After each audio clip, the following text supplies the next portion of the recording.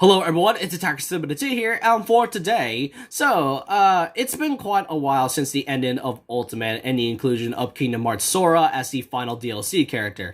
And even though it's been almost 9 months, like almost an entire year since this character's inclusion, I just cannot deny, and I feel like you should not deny as well, that the inclusion of Sora was definitely one of the best things Ultimate has ever done, really. And I really just cannot believe that Sora to this very day is in Smash Bros. It feels like I'm still dreaming to this day. However, before this character's inclusion, there were so many debates going on about whether or not, Sora can be in Smash Bros. Or not, and the one thing that fans opposed to this character's inclusion was none other than the Disney argument. Now, if you don't know, Sora is actually full-on Disney. Well, part Square, but almost full-on Disney.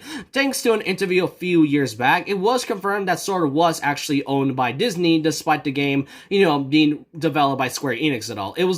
Disney was the one that pretty much owns the Kingdom Hearts characters and all, and that's really the reason why fans think that this character's inclusion was not plausible, because Disney nowadays can be a little stingy and very protective of their properties, like Mickey Mouse and like other stuff, really. And, I mean, yeah, I can see Disney pretty much being stingy. However, I did state that Disney will be okay about Sora's inclusion, but thanks to an interview with Tetsuya Nomura on Game Informer, we now know a bit of behind the scenes about Sora's inclusion, and you may be shocked by this.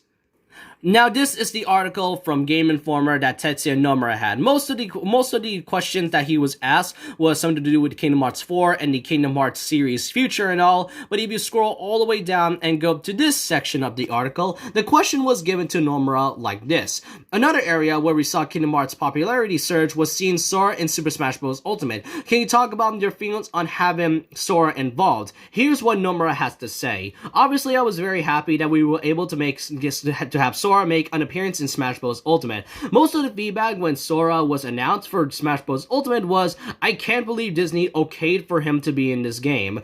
Behind the scenes, I was actually the one being very picky about his appearance in Smash Bros. Disney was the one that was like, go ahead, this is a great opportunity. I thought it was tough to pull off because it might clash with the established lore with Kingdom Hearts and the Disney worlds, so it was an opportunity I had to consider very carefully. After seeing how happy everybody was in welcoming Sora to Smash Bros., I feel like the end result was really great.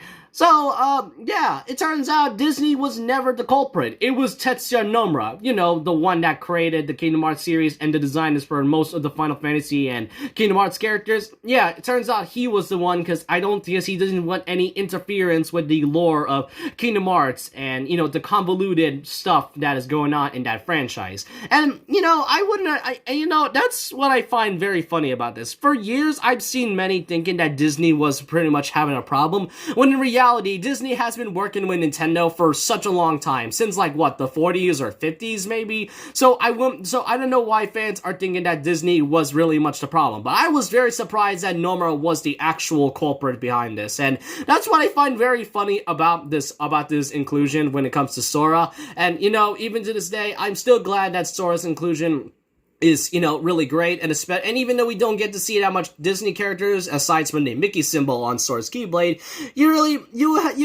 really can appreciate from the fact that, the fact that Disney was able to say okay, which, pretty much helps our argument even more for the past few years of me saying that Disney was really fine with it. They would never say no at all. Yes, they may be stingy, but they can find their ways on making copyright definitely, great and all. And, it was definitely worth it at the very end. But I want to know all your thoughts and opinions about this whole thing. What do you think of Tetsuya Nomura's take on Sora being in Smash Bros. Ultimate? Do you find it surprising, or do you find it not surprising or at all? I want to know all your thoughts and opinions down below. And so with that, leave a like, comment, subscribe, hit the notification bell for more videos, follow my Twitter, and I'll see you guys next time. And remember this, once a legend, always a legend.